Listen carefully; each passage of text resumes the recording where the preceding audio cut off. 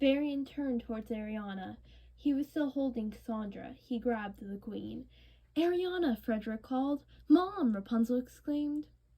Please, don't do this, Elsa shouted. Rapunzel threw her frying pan at the mech. She walked down the front steps. Her fists were clenched. That's enough, Varian. It's not enough until you endure the same amount of pain and agony I have, Varian exclaimed. He began to squeeze Cassandra and Ariana as tightly as possible. Ariana, Frederick said. Varian had gone too far.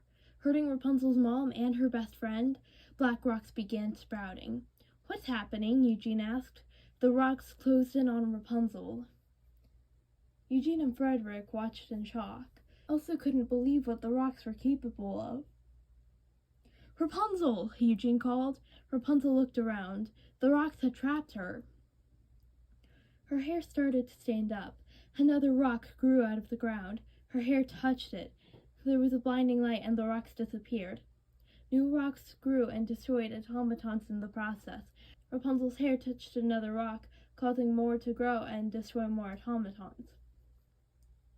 Rapunzel, you are connected to them somehow, she heard her father say in her head. Stop running, Rapunzel. Face your destiny, she heard Varian say in her head. She knew what she had to do. Varian approached her. Rapunzel stepped closer. She reached her hand out and a black rock grew. Frederick shielded Eugene while Rapunzel reached her other hand out and another rock grew. Varian watched in shock and confusion. Rapunzel took a deep breath and grabbed both rocks. There was a blue and white light around her that pushed back the mech and became very bright and blinding. The mech fell over and Varian was forced to release Cassandra and Ariana. My darling, Frederick said as he ran to the queen. He hugged her. Eugene looked at Rapunzel, who was still holding the rocks. Rapunzel, he exclaimed. Rapunzel still had a tight grip on the rocks. Some of them disappeared and new ones grew. Varian got back up. He struggled to control the mech. He headed towards Rapunzel as she sent more rocks everywhere, destroying the remaining automatons. The rocks were spreading all over now. Elsa couldn't believe what she was seeing. She had seen her own powers and what they could do, but this was different, maybe even more powerful. Varian charged at Rapunzel. Black rocks grew and started destroying the mech. Varian was about to attack Rapunzel when another rock grew, stopping him from doing anything. One final rock destroyed the mech even more. It powered down. Everyone watched in shock. No! Varian screamed. Deep down inside, Rapunzel felt sorry for Varian. They used to be friends after all. The black rocks began to tip over. More began to grow and broke through the corona wall. Rapunzel looked at the rocks that were laying down, almost like they were pointing at something. She let go of the rocks she was holding and collapsed. Rapunzel, Eugene called and caught her. Blondie. Rapunzel opened her eyes and looked at him. She smiled and kissed him. Hi, Eugene laughed. We have got to start finding better ways to spend your birthdays. Rapunzel turned and looked at the rocks again. She and Eugene got up. More rocks fell over. Rapunzel and Eugene held hands. Varian, I may not know exactly how you feel, but I have been in similar situations. I'm sure there was a better way to handle this, Elsa said in the aftermath of the battle. Becoming the villain isn't the answer, Anna said. Varian just glared at them before the guards took him. Rediger was watching and jumped into the cart where Varian was. I will make you proud of me, Dad, he said as the guards closed the door. If it's the last thing I ever do. The guards left with Varian. Don't be too hard on him, Dad, Rapunzel said. I'll be sure to do everything I can to get him help, Frederick promised. As for Kieran, I'll not give up until I find a way to free him. Rapunzel looked again at the rocks. She walked up to them. Pascal climbed onto her shoulder. It's like the rocks want us to follow them, Rapunzel said. I think you're right.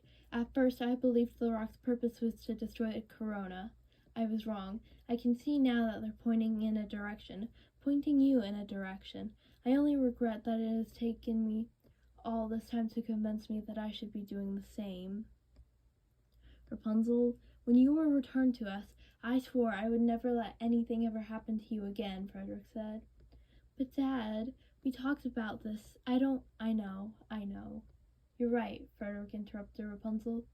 This past year, you showed me that there's so much more in you than I could have ever imagined. I've just been too afraid to let you go, but this path is yours to follow. And if you ever lose your way, he trailed off.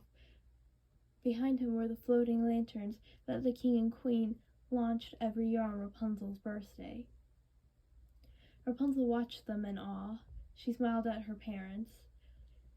Thank you, Dad, she hugged him.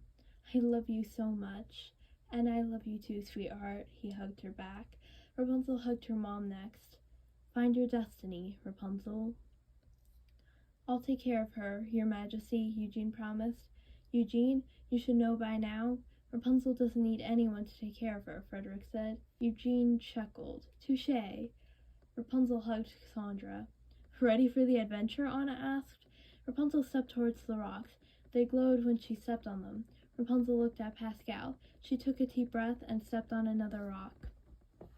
Later, after everyone had left, someone approached the rocks where the fight had happened.